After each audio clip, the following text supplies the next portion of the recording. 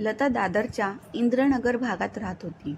त्या रात्री पोटात आलेली कळ खरंच साधारण होती का तिला बोलवण्याचे संकेत होते याचा आणखी काय लागला नाही. पण त्यानंतरचे 2 रात्र तिच्यासाठी भयानक होती. काही नाही, मध्यरात्रीच्या सुमारास लताच्या पोटात कळ मारते. तिला ही कळ सावरता येईना. घरामध्ये टॉयलेट नसल्याने ती चाळीच्या कॉमन टॉयलेटकडे जाते. बाहेर अंधाराचा शुकशुकाट असतो. आजूबाजूला कोणीही नसते. त्यांच्या चाळीच्या कॉमन टॉयलेटची परिस्थिती इतकी बेताची की साधी लाईटही आतमध्ये नसते. टॉयलेटच्या मागे एक विजेचा खांब असतो. त्याचा उजेड टॉयलेटमध्ये पडत असतो. लता टॉयलेटमध्ये असताना तिला अचानक खिडकीतून एक सावलीचा भास होतो. लता आता घाबरते. इतक्या रात्री कोण असेल बाहेर? अशा प्रश्नांच्या जाळ्यात अडकते. अखेर बाहेर आल्यावर तिला तिथे कोणीच दिसत नाही. त्या रात्रीच्या अंधाराच्या शुकशुकाटातही लताला तिच्या घराकडे येते.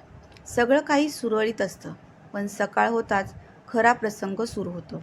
लताला जागेवरून हलता येईना. तिचे शरीर सकाळपासून अगदी जाम झालेले असते. हे गच्च शरीर सुटता सुटेना. अशामध्ये तिला 103 ताप भरलेला असतो. सकाळची रात्र होते, पण लतामध्ये काहीच सुधार होत नाही. तिचे पाय उलट आणखीन घट्ट झालेले असतात. डॉक्टर घरात येऊन तपासून जातात, गोळ्या देतात, पण काहीच फरक पडत नाही. त्या रात्री लता थरथर कापत असते. अगदी बत्तीच्या वेळीही अंगात थरकाप भरतो.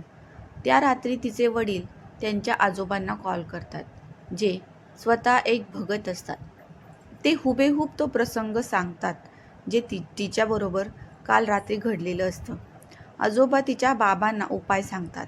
आजोबा म्हणतात, पोरीच्या अंगावरनं लिंबू आणि अंड ओवाळून काढा. जर काही असेल तर लिंबू लाल पडेल आणि अंड 3 तिठावर जाऊन फोडून या. जर काही असेल तर फुटलेल्या अंड्याच्या आतून लाल रंग बाहेर निघेल.